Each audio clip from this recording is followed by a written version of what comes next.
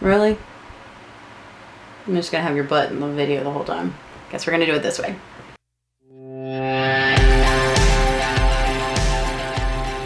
Hey everybody, welcome back. And today we are doing a really exciting video. I've been kind of rolling this around in my head for a while because I wanted to start a tag video, and I wanted it to be something about my YouTube journey for all the people out there that always have questions as far as filming with your cats, you know, how you got started, all that kind of stuff. Just to maybe inspire some people to be a more active part of the community, because it is so much fun and it's so energizing, and it's just like one of the best parts of my day. So this is just a 10-question tag, and we're gonna go through them, and I'm gonna let you know what they are and answer them because it's a tag video. All right, the first question is, when did you start your channel and what was the first video you ever posted? And for me, that was December 10th of 2013, and I posted a review on the Profusions. It was a review and haul of Profusion holiday makeups and sets that usually comes out during Walgreens Christmas time. Question number 2. What YouTubers inspired you to start your channel? For me, there are 3 of them. Cora at Vintage or Tacky is unbelievable. She's not just a makeup artist, she's an artist. She knows so much about technique, about the industry, about ingredients. If you want to learn about makeup, you watch her. And I'm going to link all their channels down below. Number 2 is Samantha Riley. Again, I love her. She's just got an in your face, this is who I am, and if you don't like it, you can spit kind of attitude. Tutorials are amazing. Again, her product knowledge and just techniques are, I've learned so much just watching her tutorials. She's amazing. And then the third one is that girl Shae. And if you don't follow her, again, she is just a way to pick up your day. She's always so excited. She's so much fun. She loves what she does. And she just has these tutorials. I look at her and I'm like, oh my God, you're perfect all the time. All the time, she's perfect. She's beautiful. She's one of those people that every time she puts up a tutorial, actually all 3 of them, I have to sit down and watch it because I'm always gonna learn so much. So if you're not following them, you should. Question number 3.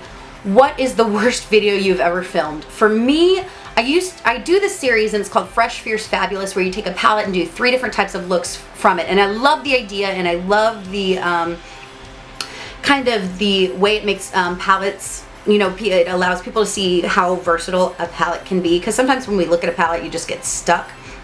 But the first one I ever did, I was so proud of it, and I was so proud of the concept and the name and the way I put it together. But if I had to do it, I might have to go back and do it over again, because it was on the Cargo Midnight in Paris, I believe is what it was, palette. It was like from holiday time, like 2 or 3 years ago. I don't know, but it just wasn't good. Like, I was really excited about it, and I was trying to be really innovative, but I just don't think the looks were there where they needed to be. So that might be something that I go back and revisit. Question number 4. What is your favorite video that you've ever filmed? For me, it's way back, and it was kind of a turning point as far as my technique and artistry was concerned. I feel like, and that is when I did the tutorial with the Wet n Wild Pride palette. It's the one that has the blue and the green and the white on each side.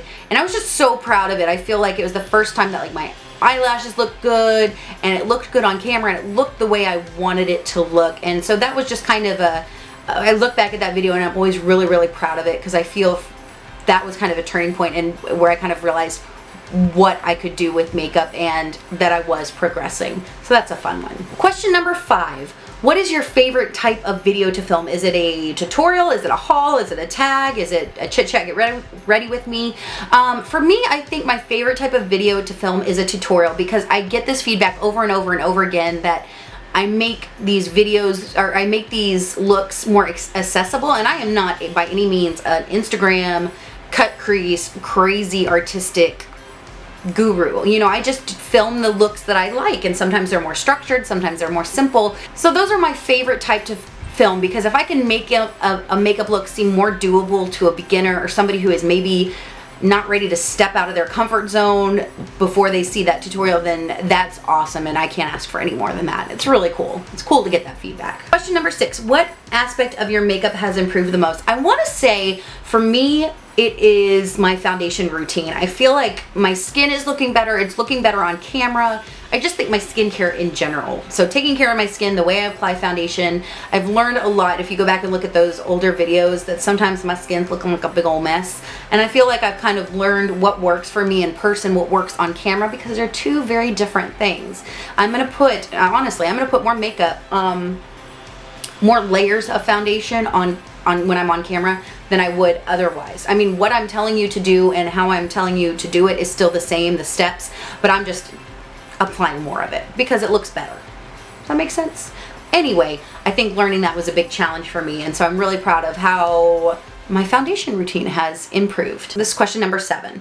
What aspect of your filming process has improved the most? I think for me, it's just the setup. Like when I first started, I started with like a janky camera and like some lamps that like clamp lamps that I would just have to jury rig, and I feel like now I have a camera that I like. I've got my monitor set up, I've got my space, I've got my ring light that my boyfriend was amazing and bought me for Christmas. So I'm just really happy with my setup and how it's changed, and I feel like it's allowed me to show things in a more true to life kind of fashion, whether it's the look, whether I'm swatching things. I just feel things come across more real to life. Very happy with how my filming setup has evolved over the past 2.5 years. Number 8, what were your goals when you first started? For me, I wanted to improve my makeup skills. I wanted to evolve my filming skills and produce quality videos, and I wanted to reach 100 subscribers. That was seriously my goal. It wasn't a million, it wasn't 15,000, wasn't 1,000, it was 100. And if I did that, I was going to be so happy, and you guys have made all of that happen for me, and I couldn't be happier. I love doing this, and the fact that I have over 800 subscribers right now just kind of blowing my mind. And I know that's minuscule to some people, but to me it means a lot. So that you guys have helped me to exceed my expectations for myself within the sphere of my channel. Question number 9, who has supported you the most throughout your YouTube journey? For me, I'd say it's my family. You know, it's kind of a weird thing to say, you know, what do you do for a hobby? Oh, I sit down in front of a camera and film makeup videos. Yeah, it's weird, right? It feels weird. It feels weird saying that. I would always be like, I know it's weird, but I've got like 10 subscribers, and my sister would be like, Heather, shut up, stop saying it's weird. It's not weird, it's not silly. It's what you like to do. And I really appreciate her support.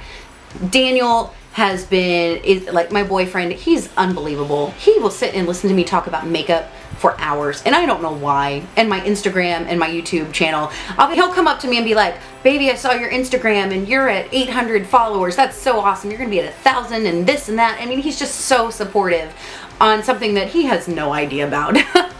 I mean, he kind of does now because I talk to him about it all the time, but he's been amazing. And he's actually been one of the influences in me filming more consistently over the past year. He's just so supportive. And as far as YouTubers go, there are 2 that have just been so supportive pretty much from the beginning of my channel.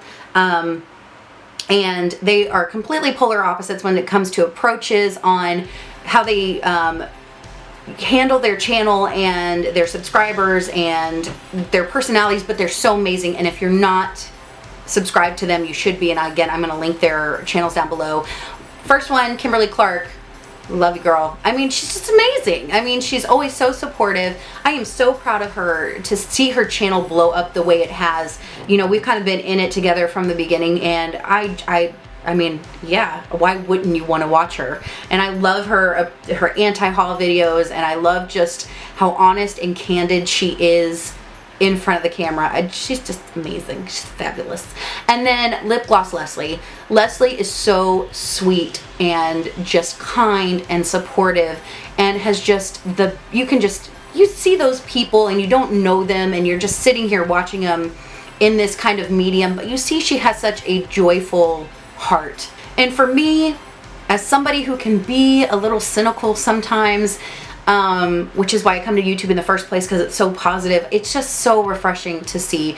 Plus she's stunning. Like, have you seen her skin? Like, shut up. Anyway, subscribe to both of them. They have been amazingly supportive, and there is nothing like getting the support from a fellow YouTuber who has kind of been through the same thing, to know you know, hey, maybe try this way, or hey, great video, or just taking the time. It's a community, and should be a supportive community, and those two just kind of embody that for me. Last question, number 10. What advice would you give to a new YouTuber, somebody who's just coming in to the community? I have two things to say. First off, be yourself. When you see my first videos, it's really funny. I'm really quiet. I'm like, hi guys, and this, and this, and this, and now I'm just like, whatever. You become yourself. And again, it's part of the process of sitting and talking to a camera. It's weird, but be yourself and be open, and don't be afraid of letting people see who you are. I am not one of those beauty gurus who always has their nails done, always has their hair done. I'm not. That's not who I am. I am a t-shirt and jeans kind of girl who loves makeup. It's a weird dichotomy, but it's just, that's me. You know, this is why my hair is always a mess. This is why a lot of times that I'm in a t-shirt and usually like some yoga pants. I'm just not that fancy, but that's okay. And that's going to resonate with some people, and some people it's not. But be yourself, because that's the whole purpose of this. We want to see you. Secondly, think of it as art for art's sake. Don't start a channel thinking you're going to have 1 million followers and be able to quit your job and support yourself on YouTube. Some people do, and it's awesome. And if that's your dream, you go for it. Go for it. But do it because you love what you do, because you love people, because you love makeup, and because you love just the art of it. And because that's what it is. Makeup is so powerful because it is art that you can wear, and that is transformative in the way it makes you feel and how it empowers you. And it's not covering up things per se. It's just, I always tell people, makeup isn't about covering up your flaws.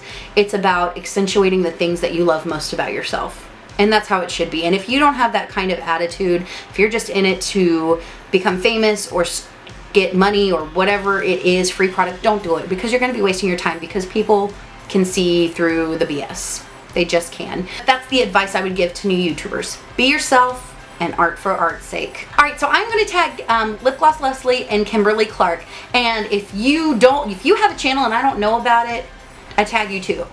And just link your channel down below, because I want to watch. So consider yourself tagged if you are watching this video. So yeah, guys, I hope you like this video. I hope you like this idea for the tag. If you do it, again, let me know down below, because I would love to see it. But I hope this helps. If you are on the verge of starting a channel, you know who I'm talking about, but you're nervous about doing it, or you're waiting for the perfect equipment or the perfect whatever, or the perfect time, screw that. Do it. Put your art out there. Put yourself out there. And just know that somebody's going to love it, and it's going to resonate with somebody. And you let me know. If you start a channel, you let me know, and I'll be your first subscriber, because I love the support that this community provides to people and how it empowers people. But I hope you guys have an amazing day. Have a rockin' week, and I will see you next time. Bye, guys.